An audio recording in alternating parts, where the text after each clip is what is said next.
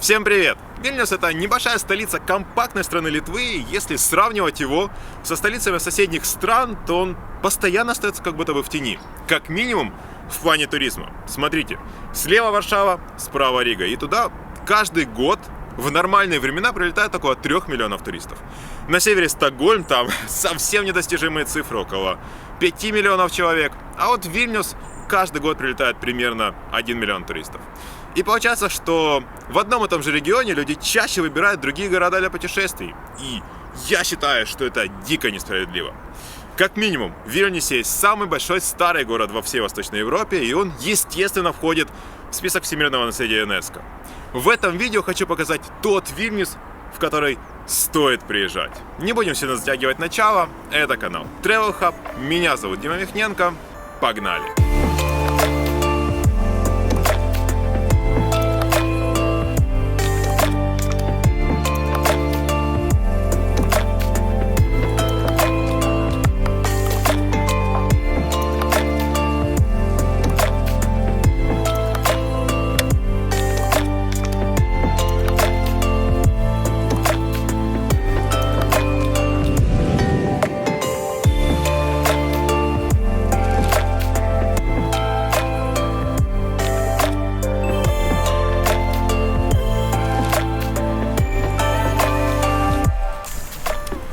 Перед тем, как начать, хочу сказать, что мне, наверное, попалась самая худшая погода за всю карьеру на ютубе. Назовем мое хобби так. Когда я сюда покупал билеты на сентябрь, на 4 дня, я думал, один день точно будет солнце, поснимаю красивые кадры, все будет хорошо. А по факту было всего лишь 2 часа солнца за все эти дни. Я успел снять вступление, еще буквально пару кадров, и все. Остальное время были либо дожди, я кутался по кафешкам, либо вот такое невзрачное серое небо, которое абсолютно не красит город. Я поначалу очень сильно расстроился, потому что я правда всегда стараюсь снять максимально красивый, максимально солнечный город. Но, с другой стороны, в этом видео будет такой Вильнюс, который увидит большинство туристов. Не в сезон, не летом. Потому что 9 из 12 месяцев в Прибалтике в основном вот такая погода. И это касается не только Вильнюса, но и Риги, Таллина, Питера, Хельсинки, Стокгольма. Все, я высказался, про что у меня шкребли кошки на душе. Продолжаю. Если говорить про современный Вильнюс, то сейчас в нем живет около 600 тысяч человек. И это второй по населению город в Прибалтике, в котором точно есть что посмотреть. Он даже был культурной столицей Европы в 2009-м. Здесь красивейший старый город, современные небоскребы и совсем не современные, но даже более атмосферные старые домики за ними. Есть своя отдельная республика в центре города, много уютных кафе, парков, местных жителей и туристов. А сам Вильнюс, по одной из версий, находится в 25 километрах от географического центра Европы. Практически весь центр — это такие 2-4-этажные домики. В одном из них я так раз жил. Жилье в Вильнюсе лучше всего снимать в старом городе, либо рядом с ним. Во-первых, потому что основная масса достопримечательностей находится именно там. А во-вторых, разница в цене не будет слишком существенной.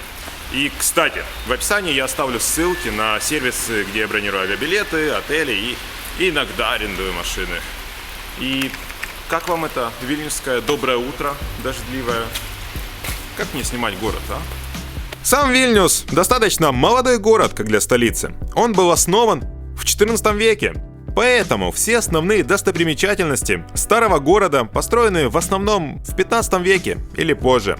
В нем очень много церквей, костелов и так далее. Есть один из старейших университетов, несколько площадей, музеев.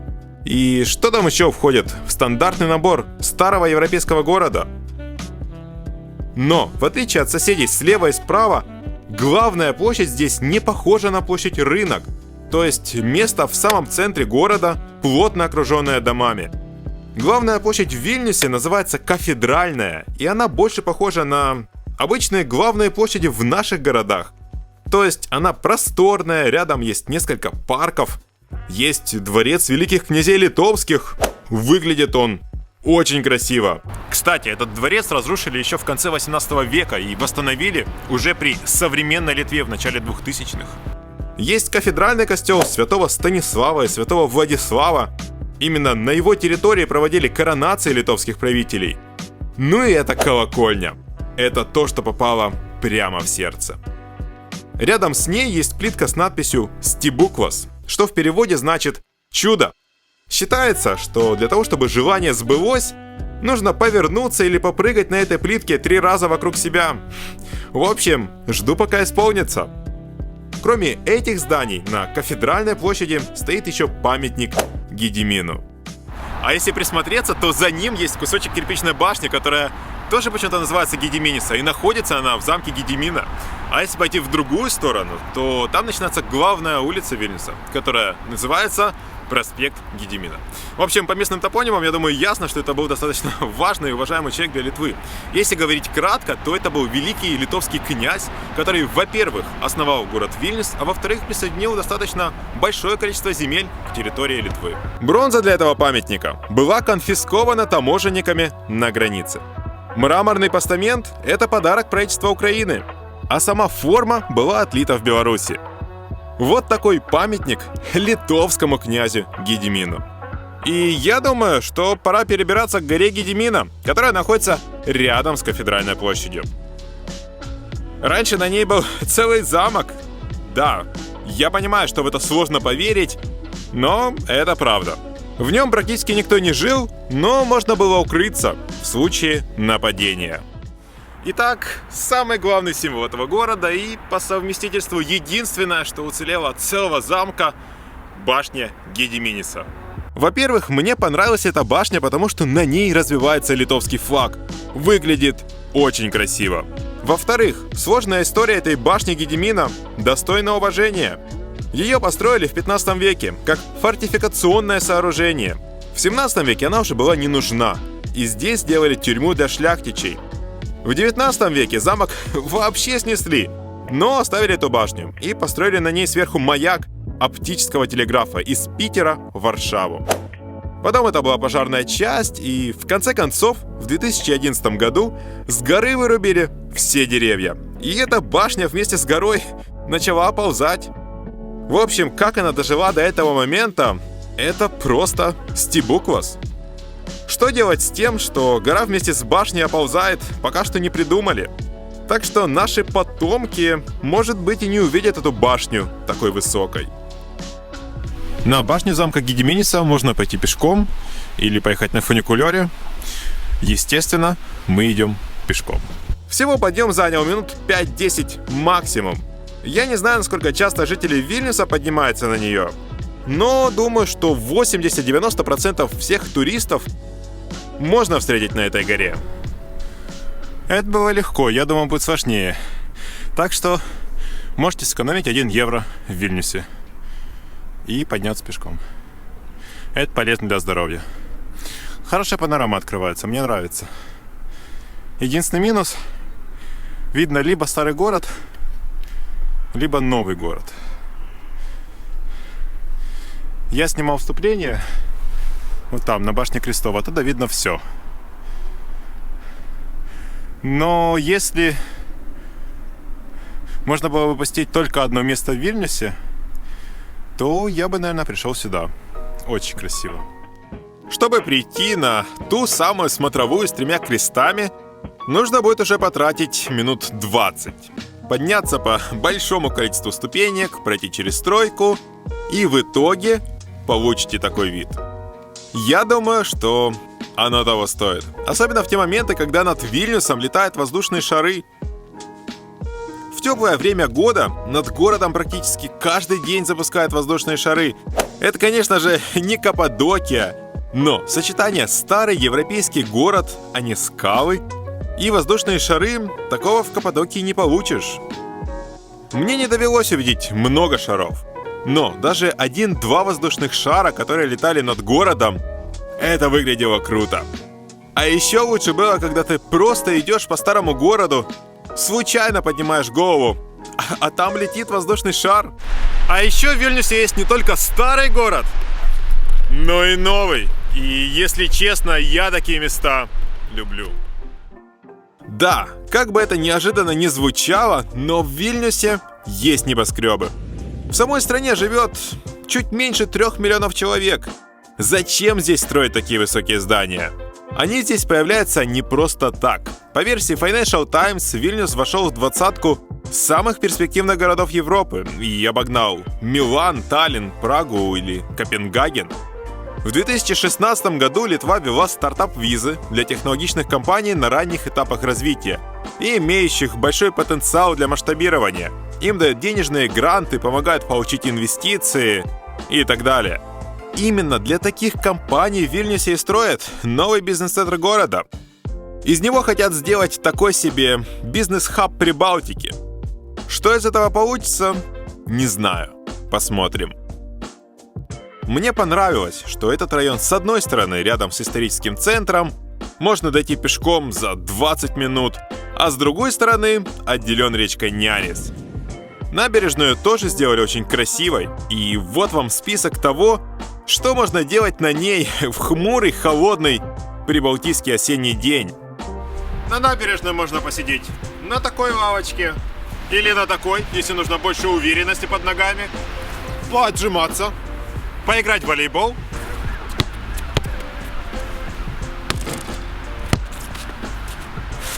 поиграть в баскетбол, прокатиться на скейтборде, почилить и зарядить технику в таких коконах.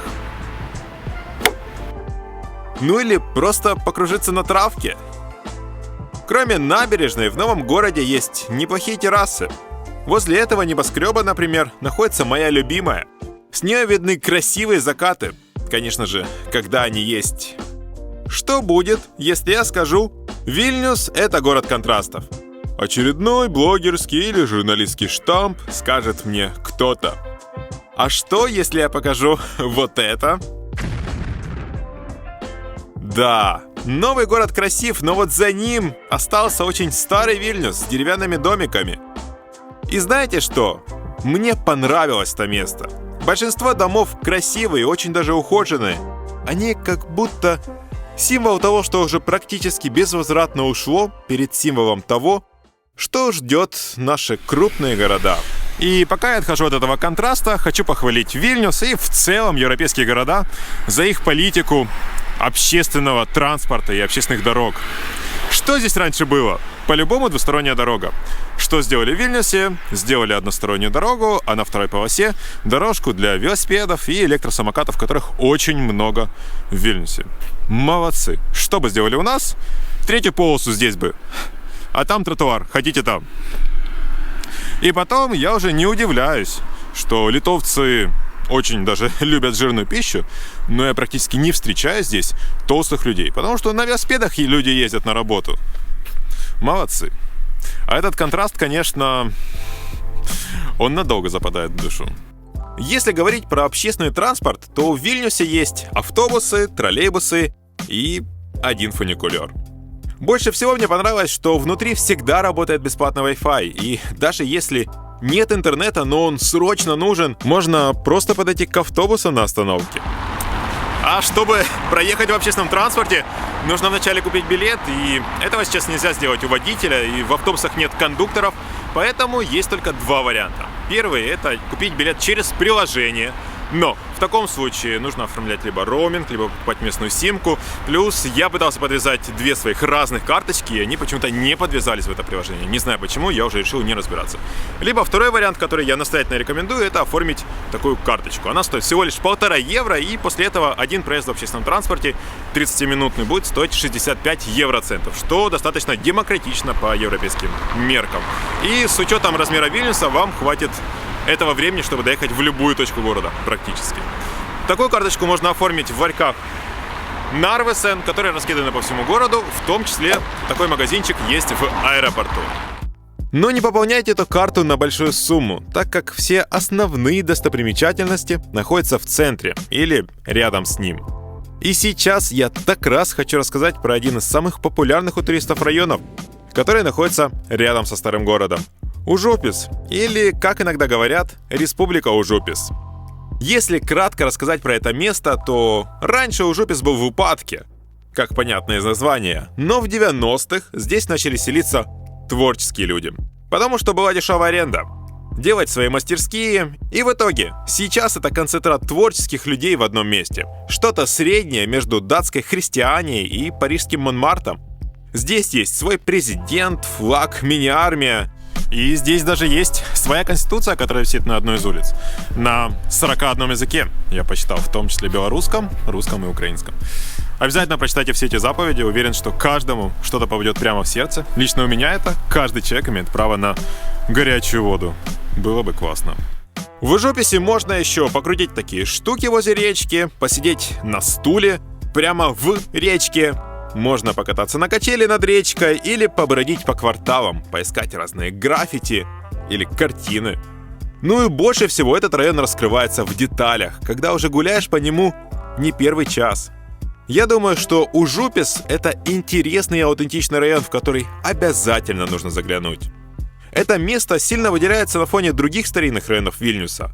На базовом уровне здесь все то же самое. Такие же дома, красивейшие костелы. Но внутри совсем другая, свободная и творческая атмосфера. И это сразу же чувствуется.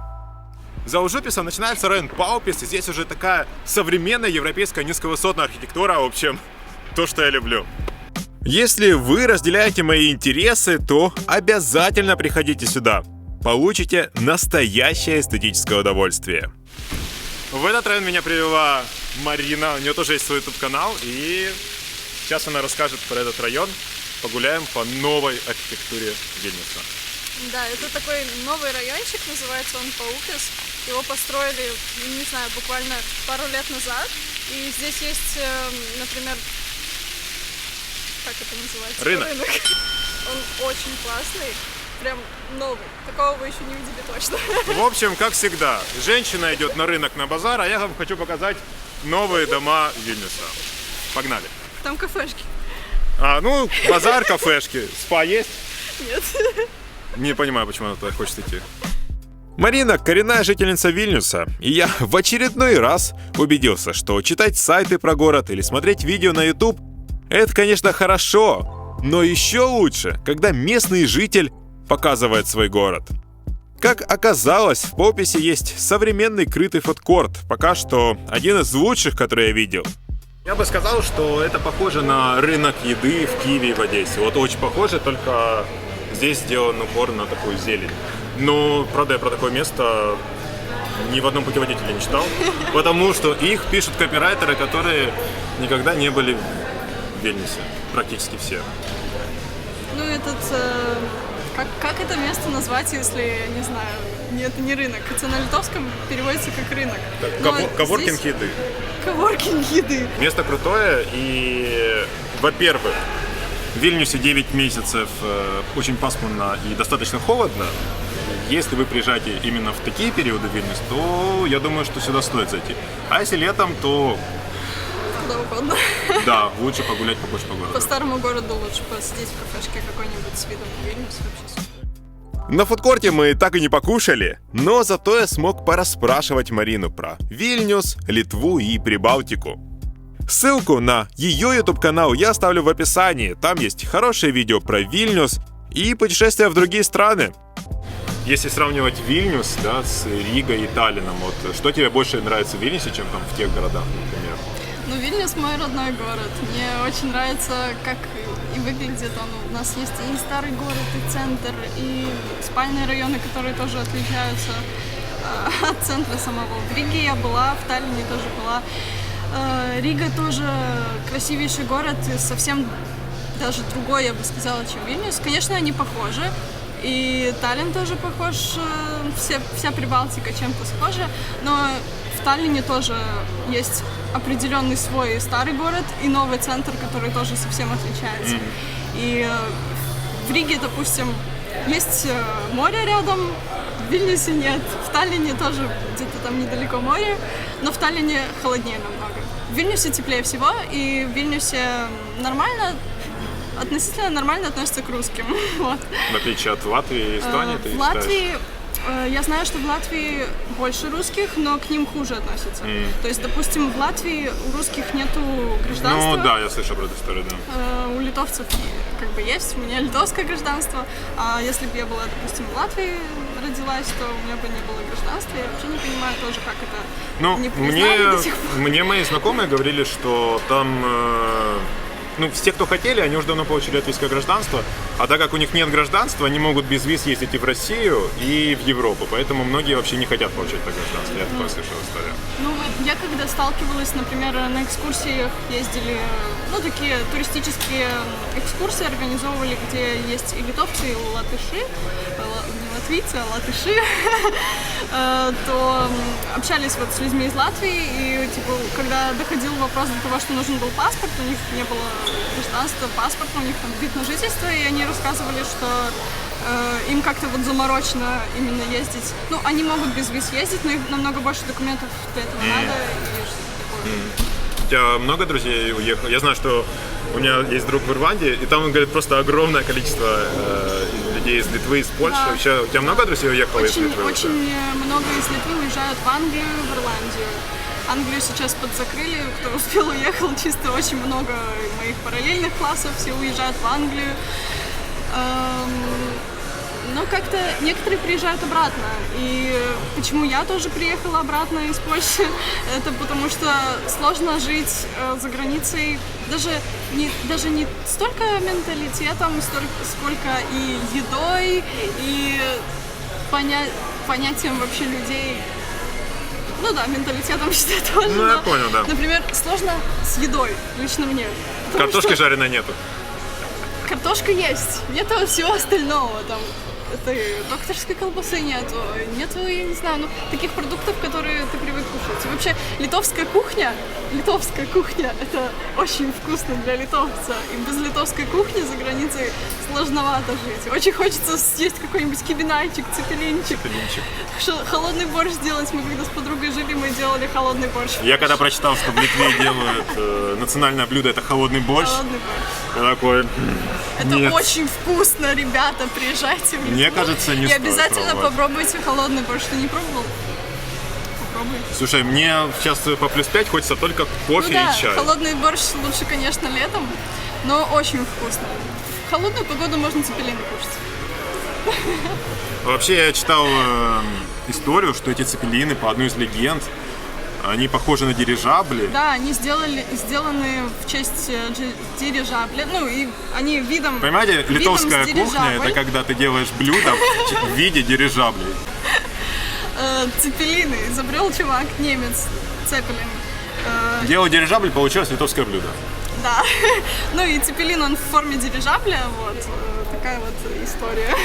Он очень вкусный, но он заходит людям, которые любят жирную пищу, так сказать, картошку очень много. Например, полякам они зайдут, потому что Польша Журик. достаточно тоже жирная пища и много картошки. Очень жирный суп, да. Цепелины — это такое, из картошки перемолотый вот в тесте в виде дирижабля и внутри мяса. И подается это все с жареными шкварками и сметанкой. Про цепелины можно много говорить, но лучше их один раз увидеть. И выглядят они вот так. А теперь еще отдельно про пиво. Литва занимает 5-е место в мире по количеству пивоварен. А Литва — это совсем небольшая страна. И еще она входит в 20-ку стран с наибольшим потреблением пива. Каждый 5-й литовец пьет пенный напиток минимум раз в неделю.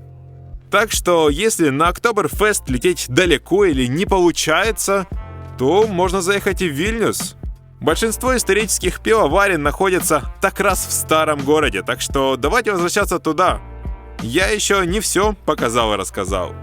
И, наверное, одно из моих самых любимых мест — это Вильнюсский университет. Вильнюсский университет — это, наверное, одно из моих самых любимых мест. В Вильнюсе здесь такой необычный микс. С одной стороны, дух старины, потому что это самый старый вуз в Восточной Европе, до сих пор действующий. А с другой стороны, здесь учатся молодые, амбициозные люди, которые будут в будущем двигать эту страну вперед. У него достаточно большая территория в старом городе, и практически везде можно погулять туристу. А если смотреть со смотровой, то Вильнюсский университет тоже будет заметен сразу, так как на его территории находится эта колокольня святых Иоаннов, выполненная в стиле барокко. И она самая высокая в старом городе. Но внутри она выглядит не хуже. Сверху на колокольне есть смотровая, но я уже на нее не поднимался, так как погода совсем не радовала. С колокольни, кстати, можно увидеть остатки Вильнюсского бастиона и Острабрамских ворот. Когда Вильнюс вошел в состав Российской империи в конце 18 века, местные власти взялись за обновление вида города и решили снести все крепостные стены, которые были. Оставили только вот эти Острабрамские ворота. Говорят, потому что над ними есть образ Святой Девы Марии, и просто не решились трогать такие священные места. Не знаю, может быть, передает камеру, там даже видно такой золотой образ ее. Из 10 ворот уцелели только одни, а рядом осталась еще часть бастиона. Все это построили в 15 веке. Литовскому князю надоели постоянные набеги, и он решил, что с этим нужно что-то делать. В Вильнюсе построили эти мощные стены, которые, правда, не сильно смогли помочь, но зато теперь здесь есть еще одна локация для туриста. Можно погулять вдоль этих старых крепостных стен. Наверное, последнее, что я хочу показать в старом городе, это улочка Литерату, или Литературная. Она очень короткая, всего лишь 140 метров длиной, но попасть я сюда хотел чуть ли не больше всего. А все потому, что с 2009 года здесь начали вешать таблички, которые символизируют разных писателей и поэтов Литвы. Где-то здесь, наверное, строчки из произведения, где-то символы какого-то произведения. В общем, я думаю, что это отличная идея. Во-первых, популяризирует литературу среди жителей Литвы, и туристам тоже интересно. По крайней мере, я думаю, что здесь проведу, полчаса минимум, потому что я очень люблю такие вещи. И, как оказалось, в Литве очень даже немаленькое количество писателей и поэтов было, потому что на этих двух стенах 228 табличек, и там еще дальше есть, я думаю, табличек 100 точно. Так что я удивлен. Но не только литература развивается и популяризируется в Литве. Этот 53-й автобус идет в район Фабионишкис. Запомните это название, потому что в 2019 году HBO снял один из своих самых известных и самых популярных сериалов «Чернобыль». Он даже получил Эмми. Но самое интересное то, что снимался он в основном не в России или Украине, а в Литве. И вот, например, в этом здании Вильнюсского технического университета снимался судебный процесс над теми, кто был виноват в этой трагедии. А вот район Фабионишкис, куда шел этот 53-й автобус, стал прототипом Припяти. Я, конечно, думаю, что практически в каждом городе можно встретить такой район, но походить по местам съемок такого легендарного сериала в Вильнюсе — это будет классная идея. Я думаю, что показал самые популярные места Вильнюса. Рассказал, где можно погулять, что поесть и куда заглянуть. Так что пора заканчивать это видео. Ну что, пришло время подводить итоги. Через несколько часов самолет домой. И я хочу сказать, что мне кажется, Вильнюс достаточно недооцененный город. Потому что когда ты в интернете пишешь топ-20 достопримечательностей Вильнюса, тебе выдается в подавляющем большинстве случаев топ-12 церквей старого города и что-то еще плюс. И я думаю, что некоторых людей это может даже отпугнуть от поездки в Вильнюс. Я не спорю, в старом городе, правда, очень много и церквей, они очень красивые, но в нем есть не только они. Там брусчаточка, такие парки очень маленькие, но атмосферные, кафешки, сделанные под старину. Вильнюсский университет, улица Лютерау, это прям в сердечко попало. Если говорить не про старый город, то вот в новом городе современные здания, много всяких архитектурных изысков, терраски всякие, кустики, красиво сделано, вот такие стульчики, мне нравится. Много холмиков с классными видами, это где башня Гедимина, 3 креста, можно подняться на телебашню, оттуда тоже хороший вид на город. Есть современные европейские квартальчики. Мне кажется, что Вильнюс — это, правда, хорошее место для путешествий. Это недорогой город по европейским меркам, конечно, да. Здесь многие понимают русский язык, и, соответственно, для более взрослого поколения, я думаю, это будет большим плюсом. Если говорить про то, что я не показал, но туда стоило бы съездить, то, наверное, это будет Тракайский замок.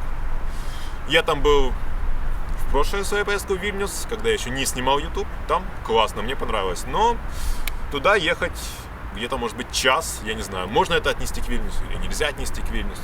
Все делают по-разному. Насколько сюда приезжать? Я думаю, что один день точно нет. Минимум, если программа посмотреть все по-быстренькому, это 2 дня. Если программа посмаковать, насладиться городом, то это 3-4 дня. Ну вот такие мои мысли по поводу города. Напишите в комментариях, что вы думаете по поводу Вильнюса. Подписывайтесь на канал. Я впервые попрошу, поставьте колокольчик, чтобы вам приходили уведомления про мои новые видео, которые в ближайшее время будут публиковаться. Спасибо за просмотр. Всем пока.